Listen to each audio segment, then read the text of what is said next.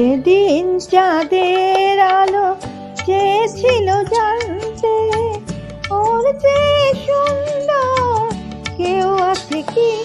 আমি তোমার কথা বলেছি, আমি তোমার কথা বলেছি। রূপসী বিজলি লতা পারেনি তা মানতে, রূপসী বিজলি লতা পারেনি তা মানতে।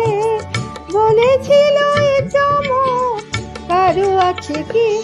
আমি তোমার কথা বলেছি, আমি তোমার কথা